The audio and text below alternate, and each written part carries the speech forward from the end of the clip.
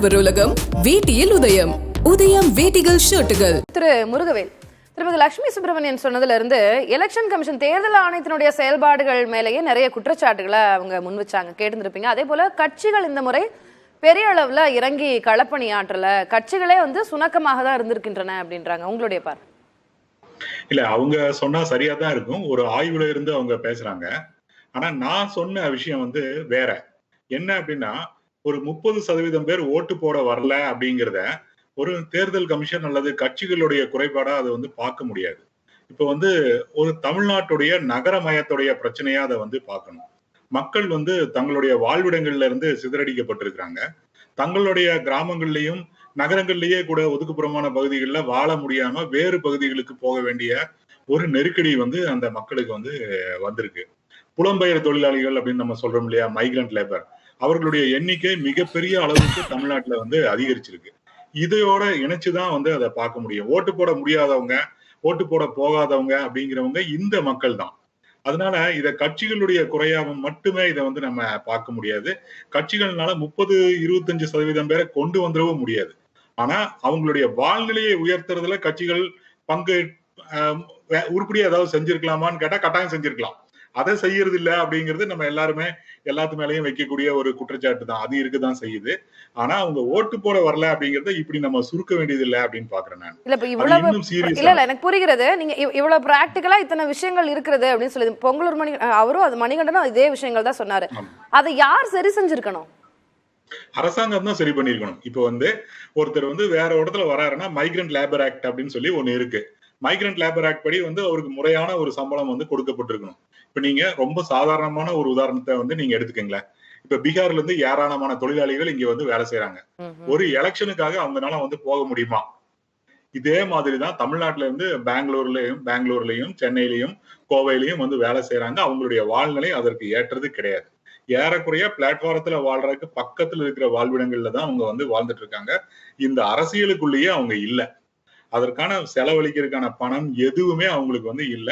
அவங்கள பத்தி இந்த அரசுகளுக்கும் கட்சிகளுக்கும் கொஞ்சமும் கவலையும் கிடையாது. எதை சரி பண்ணணும் அப்படின்னு சொன்னா, இன்னைக்கு ஒரு நாள் போய் ஓட்டு போடுறத என்ஷூர் பண்றது கிடையாது. அவங்களுடைய வாழ்நிலையை சரி பண்ணி இருந்திருக்கணும். அதற்கு அப்புறம் தான் போக்குவரத்து வசதிகள் இதெல்லாம் ஏற்பாடு பண்ணி கொடுக்கறது, பஸ் விடுறது, இதெல்லாம் அவங்கனால ஒரு 2000-3000 ரூபாய் செலவு பண்ண முடியுமா? அந்த மாதிரியான ஒரு நல்ல ஒரு சம்பளம், நல்ல ஒரு வாழ்நிலை, ஓரளவுக்கு படிப்பு, இதெல்லாம் இருந்துச்சு அப்படின்னா பொலிட்டிக்கல் அவேர்னஸ் வரும். இதெல்லாம் எதுவுமே இல்லாத நிலைமையில மக்களை வச்சுட்டு ஒரு நாள் எலெக்ஷனுக்காக அவங்களுக்கு ஏதாவது ஒண்ணு பண்ணிருக்கணும் அப்படின்னு பாக்குறது சரியான. நான் அதை உங்க கருத்து நான் வாங்கிக்கிறேன். திரு ராம்கி, லட்சுமி மேடம் சொல்லும்போது இப்போ இவ்வளவு நாட்களாக களப்பணி ஆட்டிருக்கிறாங்க, பிரச்சாரம்லாம் பண்ணியிருக்கிறாங்க. அப்போ 1 லட்சம் வாக்காளர்களுடைய பெயர் இல்லை அப்படின்றது முன்னாடி உங்களுடைய செயலாளர்கள், பூத் ஆபீசர்ஸ்லாம் அதெல்லாம் செக் பண்ணியிருக்க மாட்டாங்களா? அப்போ இவ்வளவு நாளா என்ன பண்ணிட்டு இருந்தீங்க? போலிங் முடிஞ்சதுக்கு அப்புறம் இப்படி ஒரு குற்றச்சாட்டை முன்வைக்கும் போது இப்போ கட்சிகள் ஒழுக்கமா வேலை பார்க்கல அப்படின்றதானே? நான் கட்சிகளை என்ன குறை சொல்ல மாட்டேன். ஏன்னா நான் நீங்க பாத்தீங்கன்னா சமீபத்த காலத்துல எந்த தேர்தலுமே இல்லாத அளவுக்கு பூத் கமிட்டி மீட்டிங் நிறைய நடத்தினது 3 கட்சியுமே நடத்தினாங்க. முன்னெல்லாம் எலெக்ஷன்ஸ்னா செயல் வீரர்கள் கூட்டம் தான் நடத்துவாங்க. அதில் அங்கே எல்லா விஷயங்களும் பேசப்படும். வேட்பாளர்லேருந்து பணப்பரிவாரம் வரை எல்லாம் பேசப்படும். ஆனால் இதனோட அதை அப்படியே கன்வெர்ட் பண்ணி 3 கட்சிகளுமே பூத் கமிட்டி மீட்டிங் தான். நீங்கள் ஆளுங்கட்சி அமைச்சர்கள். இது ரொம்ப பேசிக்கான கேள்வி. இது எல்லாருக்கும் வரக்கூடிய கேள்விதான். 1 லட்சம் வாக்காளர்களுடைய பெயர் இல்லை அப்படின்னா எலெக்ஷனுக்கு முன்னாடி வரைக்கும் அதெல்லாம் வெரிஃபை பண்ணாம உங்களுடைய ஆட்கள்லாம் என்ன பண்ணல, வெரிஃபை பண்ணாமலாம் இருந்திருக்க மாட்டாங்க. அதான் சொல்றேன். அப்போ எலெக்ஷன் போலிங் அன்னைக்கு திடீர்னு காண போகுமா? இல்ல, அதான் பூத் கமிட்டி மீட்டிங்கிறதே நீங்க அந்த பூத் கமிட்டியில் உள்ள லிஸ்ட் அடிப்படையாக வைத்து பேசப்பட்ட கூட்டம் தானே. ஆக்சுவலா நீங்க 3 கட்சி நடத்திட்டு நீங்க பாருங்க, பாஜக பொறுத்த வரைக்கும் பூத் கமிட்டி மீட்டிங்காக உள்துறை அமைச்சரே வந்தாங்க. ஸோ பல தலைவர்கள், பல அமைச்சர்கள், எல்லா 3 தரப்பில் இருந்துமே நேரடியாக அது போதிய கவனம் கொடுத்தாங்க அதுக்கு. ஸோ அதனால இது சென்னை அதில் நான் பிரிச்சு பார்க்குறேன். என்னன்னா, இந்த எனக்கு லிஸ்ட்ல பேர் இல்லைங்கிற அதிகமான போர் எங்கே இருந்திருக்குன்னா சென்னையில இருந்து தான் வந்திருக்குது. பெரிய அளவு சென்னை தவிர்த்து அது கோயம்புத்தூர்ல இருந்து வந்திருக்கு. ஏன்னா பொதுவா ஒரு எலெக்ஷன் அது முடிஞ்சதுக்கு அப்புறம் இந்த மாதிரி எலெக்ஷன் கமிஷன் மேல, இவிஎம் மேல குற்றச்சாட்டுலாம் மற்ற கட்சிகள் வைப்பாங்க. பாஜக என்ன சொல்லுவாங்க அப்படின்னா, நீங்க தோக்க போறீங்க, அதனால எலெக்ஷன் கமிஷன் மேல பழி போடுறீங்க அப்படின்னு சொல்லுவாங்க. ஆனா இந்த வாட்டி அந்த கம்ப்ளைண்ட்ஸே பாஜக கிட்ட இருந்தோம், பாஜக தலைவர் எஸ்பெஷலி அண்ணாமலை அவர்கள் கிட்ட இருந்து வருது.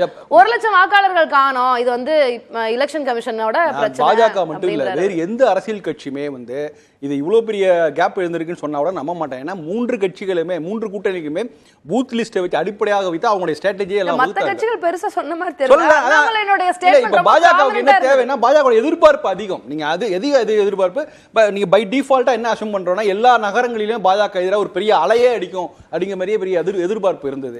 ஸோ அந்த வகையில் இப்போ நீங்கள் டென்ஷனே எடுத்தீங்களா, வழக்கத்தை விட நீங்கள் ஓவராலாக குறைவாக இருந்தாலும் வழக்கத்தை விட அதிகமான வாக்குகள் இருந்தது. நீங்கள் பார்த்தீங்கன்னா பூத்தில் போய் பார்த்தீங்கன்னா திமுக அண்ணா திமுக இணைய பாஜக பூத் தொண்டர்கள் இருந்தாங்க. ஸோ அவங்க கலப்பணி செய்திருக்காங்க. எல்லா கட்சியுமே நம்ம வந்து எந்த கட்சியுமே குறை சொல்ல முடியாது. அதாவது பூத் ஸ்லிப்பு பூத் விஷயங்களுக்கு நிறைய போதிய ஒரு முக்கியத்துவத்தை எல்லா கட்சி தொடர்களுமே கொடுத்துருக்காங்க. ஆனால் அதெல்லாம் தாண்டி இங்கே வரும்போது நம்மளால ஒரு பேட்டர்ன் கண்டுபிடிக்கணும். 2 விஷயம் மட்டும் நான் சொல்லி முடிச்சுக்கிறேன். அதாவது நீங்க பாத்தீங்கன்னா நீங்க அதிக குறைவு இல்ல, தமிழ்நாட்டில் வழக்கத்தை விட அதிகமான வாக்குப்பதிவான சில தொகுதிகள் இருக்கு. அதையும் நம்ம பேசி ஆகணும். வெள்ளூர்ல அதிக வாக்குப்பதிவு 4 தொகுதி தான் கடந்த 2019 கம்பேர் பண்ணும்போது வெறும் 4 தொகுதியில மட்டும் தான் அதுல பாருங்க. வெள்ளூர், தருமபுரி இதை போன்ற பகுதிகள் என்ன புதிய வேட்பாளர் இல்ல அனுதாபத்துக்குரிய வேட்பாளர் இருக்கும் போது அவங்க மக்கள் போடுறாங்க. அது வந்து இவங்களுக்கு அந்த கட்சிகளுக்கு சாதகமாகிறதுக்கு வாய்ப்பு இருக்குது.